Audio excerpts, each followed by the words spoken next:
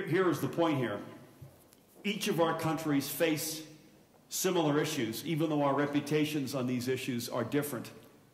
And neither one of the countries have figured it out yet.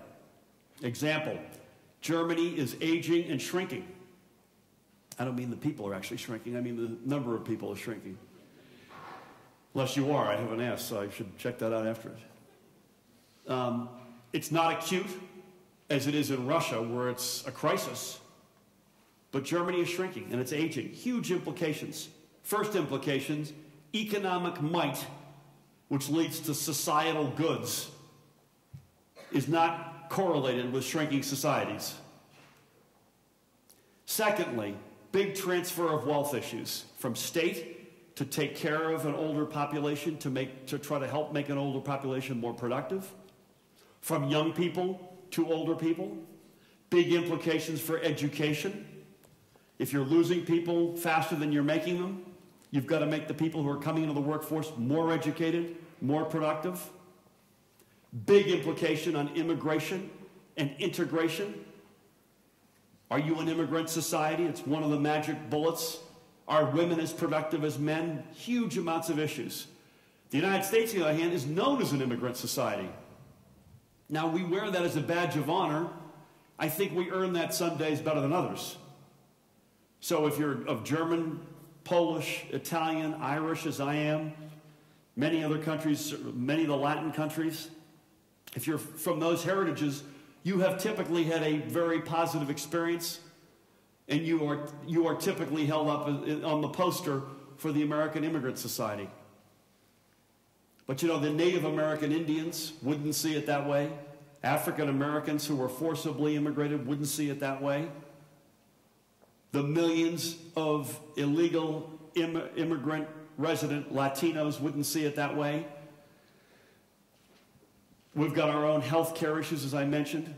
What are the implications from having 47 million Americans not on health care? And the only health care they get, their choices are either A, go to the emergency room, or B, don't get health care.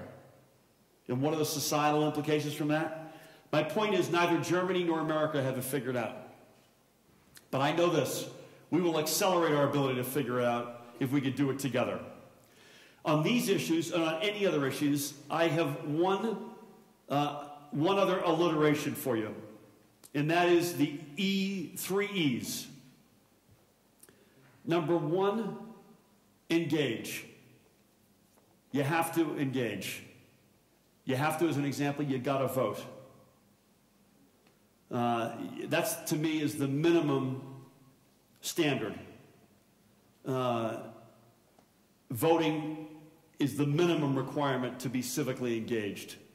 And the more involved you are, the more productive, consequential, happy that experience will be. The second, and you're doing this already, educate. The more educated you are, the better off you'll be able to deal with some of these issues. There's no question about it. The last one is to exchange. How many people here have had a meaningful experience in America, and I'm going to define this as 3 months or more? Could you raise hands very high? See, that's, anybody up here? I got you, dude. You all right? How about 1 month to 3 months?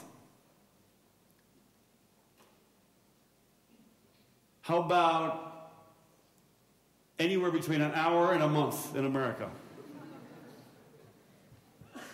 How many people have never been to the United States of America?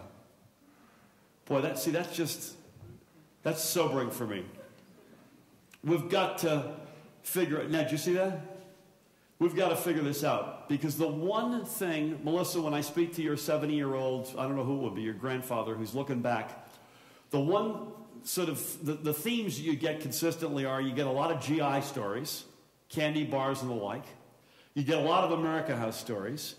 And you get incredible stories on any exchange programs that went one way or the other. You know, Flint, Michigan, Clinton, Iowa, places, a lot of them, funnily enough, are in the middle of the upper Midwest. And then likewise, Americans coming to Germany.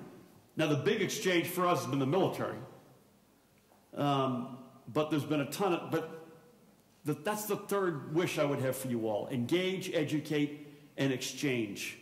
We're working on, there are lots of exchange programs.